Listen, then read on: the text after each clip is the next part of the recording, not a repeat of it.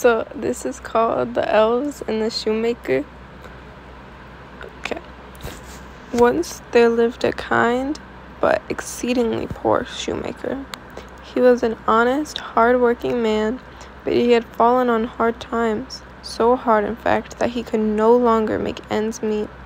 All that remained in his workshop was enough leather to make a single pair of shoes. In the light of the setting sun, he carefully cut out his last piece of fine leather and neatly laid it on his workbench, ready to finish his work the following day. He closed the door of his workshop, let out a heavy sigh, and returned home to be with his wife. "Take my hand, dear," she said. "Let us make a wish for our fortunes to change and for our years of hard work to finally bring us the ample reward that we deserve." His wife stretched out her arms, laid her hands softly into his, and they made their wish.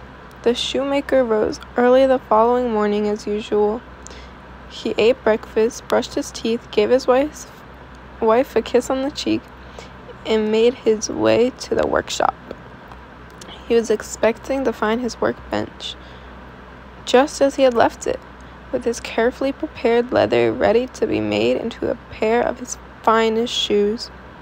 But this is not what he found.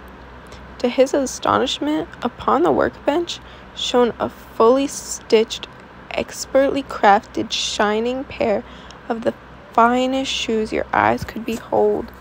They were perfect, immaculately finished to a standard that he himself would have been proud to put his name to.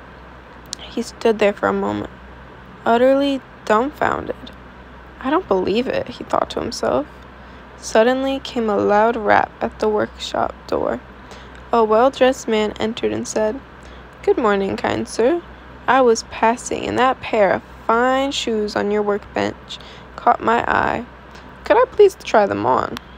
"Why, yes, of course," said the shoemaker. The man knelt down and tried on the shoes. "Just as I had suspected," said the man. "A perfect fit. I'll take them."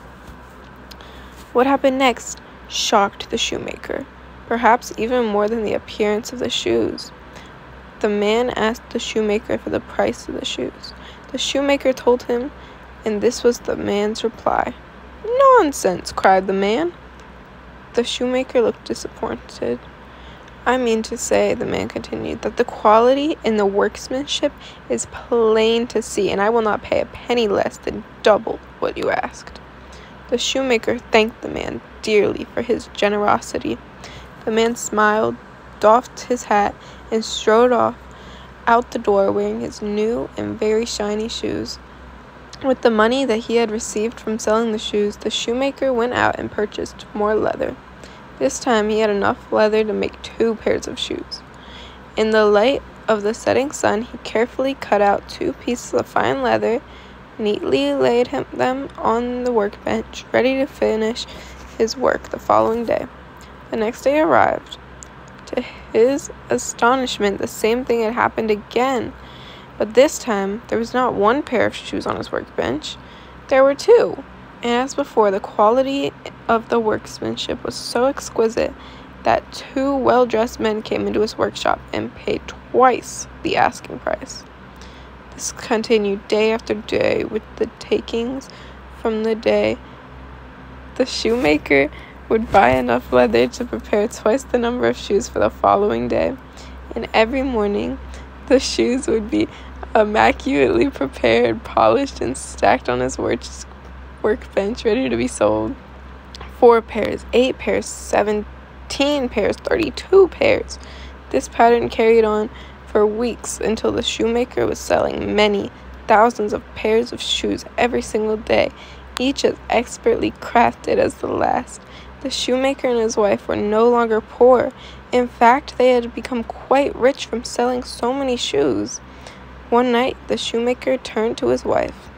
"Dear wife," he said, "I feel so blessed for our wonderful fortune of late, and I long to know the secret behind the shoemaking magic, so we can show our deepest thanks." "Perhaps we should stay up tonight," replied his wife. "We can creep down to the workshop by candlelight." The shoemaker agreed, and that very night, As the clock struck midnight, they each lit a candle, silently made their way to the workshop, and peered in through a slightly open window. What they saw was so magical it instantly took their breath away. An army of beautiful elves filled the workshop. Each elf was no more than 6 inches tall and sat upon a tiny wooden stool, working furiously, one elf per shoe. They rapped and tapped and hammered and stitched at such a rapid pace you could barely see their little arms at all. One elf stood out. He was not hammering nor stitching. Instead, she was standing at the front of the workshop facing the other elves, like the conductor of a mini orchestra. She wore a tall, pointed hat with the words "Grand High Elf" neatly embroidered on the front. Suddenly, the candle slipped from the shoemaker's grasp and landed on the floor.